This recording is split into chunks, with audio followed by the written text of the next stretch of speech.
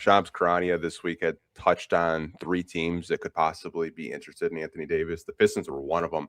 So I wanted to kind of ask both of you guys, like, what are your takes on this whole Shams Charania, Anthony Davis trade rumor saga as it does relate to the Pistons?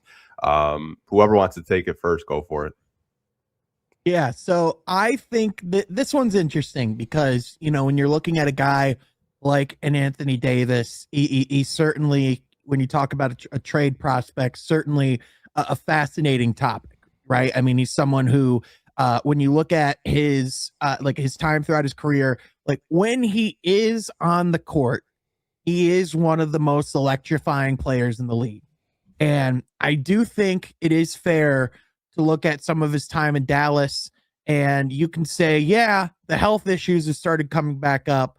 I would also venture to point out why some of those health issues came up, specifically with coming back early, trying to, like, Nico Harrison rushing him out onto the court to try and make the trade justified. Like, I think there were some things in Dallas that caused some of these health issues to really flare up and be what they are. Having said all that, with kind of some of the reporting that we've heard, after the Shams report, where, yeah, the Pistons actually haven't had conversation at all about Anthony Davis, and it seems like it wasn't really entirely in their plans to have conversations about Anthony Davis. This immediately kind of makes me believe that this wasn't as much a list of places that are actually going to be trading for Anthony Davis, as much as I think this was the desired teams of Anthony Davis's camp.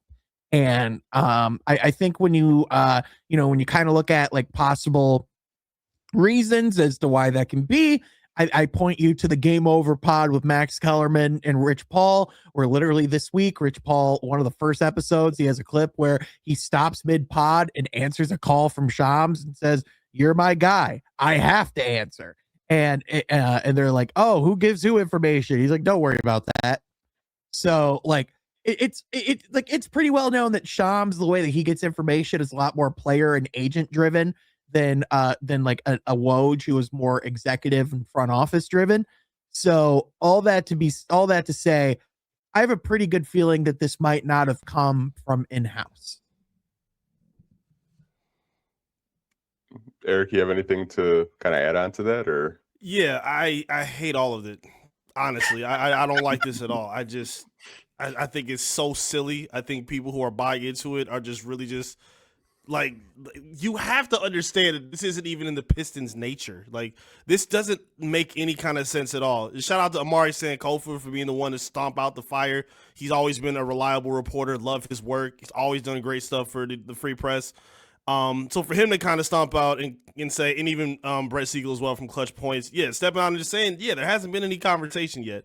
I wish reporters and media would frame it the way Sean just said, places that make sense for it, Anthony Davis, and then I'd be fine entertaining the conversation, because there's no question, yes, Anthony Davis would make this Pistons roster better if he's playing and reliable on the court, which is the problem, because he's getting older in his age, he's not getting more healthy as he's aging, and the idea would make more sense if the Pistons were, like, in the 8th seed, if, like, Duren was playing terrible, if, like, they weren't just, like, vibing or, living up to the expectations that were sought out before the season started.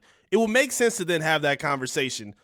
It's not a thing that they really have to consider right now when you're sitting here playing as good as you are in the number 1 seed in the Eastern Conference. Trajan's never really been the guy to kind of tip his hand if he were to be looking for a big move like this. And for all kind of players to be bringing in this kind of situation, even when they just said the guys have earned the right to just work together as a young core, it don't make any kind of sense to say, oh no, Anthony Davis is the one that's going to be the one to just change all of this in their direction. I didn't really buy it when I first saw it. I tweeted it out and said, Piston fans, any of these reports you see, just deal with them cautiously, because a lot of people just talk and they don't have to reveal any kind of sources or anything. So don't fall too deep into this. I didn't believe it from the first moment. I don't think this is anything that's going to actually play out. And I think the proof is already in the pudding with how the Pistons are playing right now. I want to blame Kendrick Perkins because I felt like he started this like 2 weeks ago, because he said my sources, like, who knows who he talks to, who knows, like, what front office executives are like, hey, like, Anthony Davis wants out. Can you kind of, like, start it a little bit, like, get a little bit of fire on this? Because, like, Sean mentioned it. Like Shams is really well connected with agents and players, and like this could just be agents. And who's his agent? Rich Paul. First ball. Who does Clutch Sports routinely go to when they want some news out? Shams. I mean, this has nothing to do with Anthony Davis, but what did Shams say about Malik Beasley? He's cleared. He's cleared. Wasn't cleared. Yep. I think Shams really does play on words a lot, and you really have to read a tweet like 3 or 4 times just so you can kind of comprehend it. And what you said, Eric, like if the Pistons weren't the number 1 seed, Jalen Duren didn't take progressions in his scoring, and he was just kind of like still averaging 11 points a game this season. Yeah, maybe you kind of take a swing for Anthony Davis, but I mean, JB had to go on FanDuel this week and saying like, hey, like we made a decision to give these guys a green light of just keep on building what they're doing. Like we made a decision we weren't going to make big trades and big splashes, because I'm sure that's something that both of those guys had conversations about this summer is like, you know, we could make a big move if you want to. Orlando just traded for Desmond Bane. Like, do you want to try to keep pace in the East? And obviously this front office said, you know what, you know, they tripled their win total. They played some of their best basketball in their careers, their young NBA careers so far. And I think a trade for AD, or whether it's a Lauri Markkanen or any of these big names that have kind of been, you know, thrown out by big media, I think it's just, hey, like here's a big sexy name. You know, the Pistons are winning. Like let's try to, you know, place them in Detroit, because obviously Detroit has a lot of, you know, contracts they have to deal out.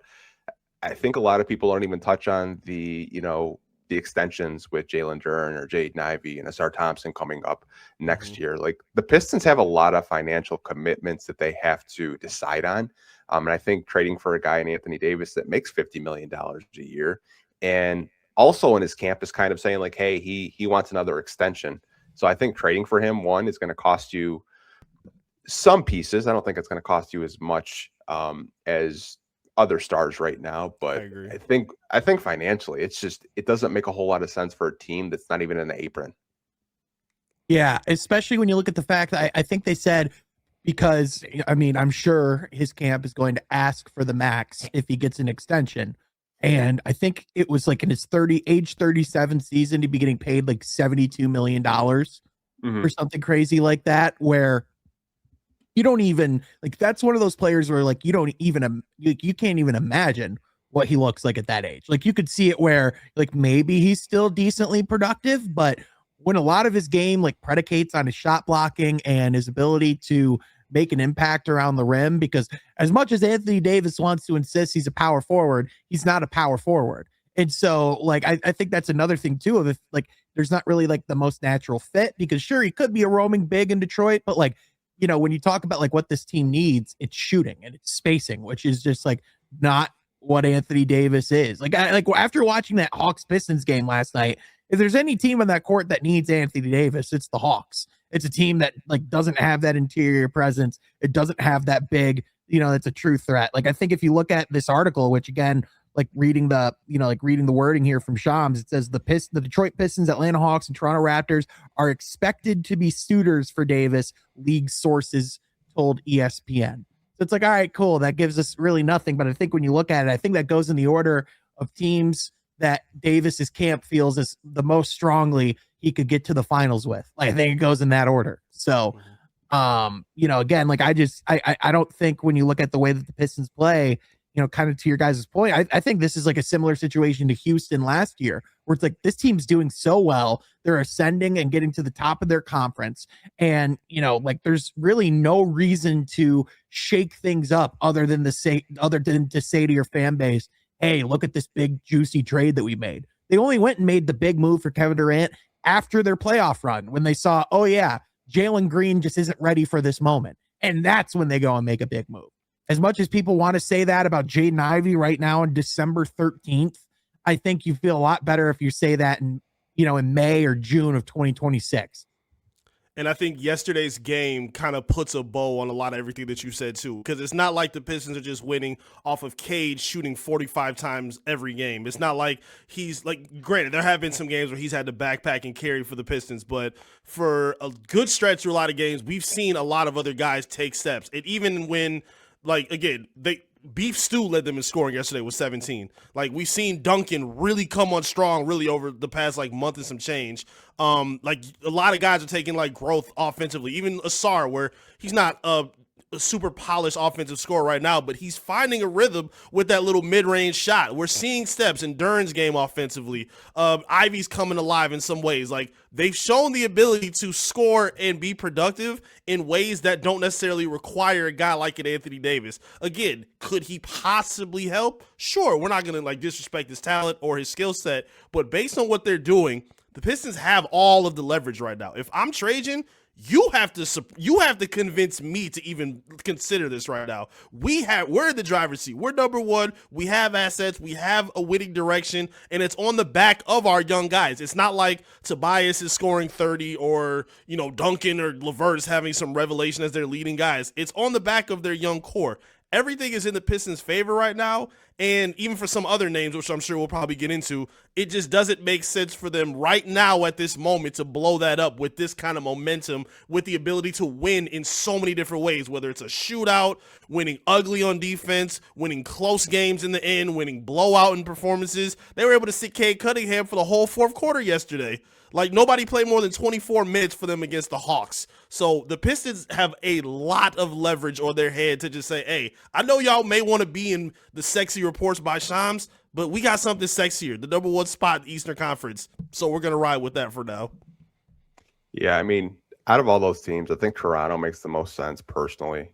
I think if you kind of just look at the players that they have, I think maybe you could throw them like a Quickly or a RJ Barrett, and maybe that gets the Mavs excited, because I feel like the Mavs want to just rebuild personally. Like, they're not actively saying like we want to rebuild, but Right. I think all the writing's on the wall, especially after the Luka trade, and they're still trying to just pick up everything that just fell apart with Nico Harrison. I mean, Kyrie Irving, like, you forget that he's even with the Dallas Mavericks because he's been injured. They got Ryan Nebhard out playing D'Angelo Russell, who's on a freaking two-way right now. So I mean, there's a lot. Wonder who could have seen the D'Angelo Russell disaster coming. God, if only that wasn't the most predictable bull on the planet.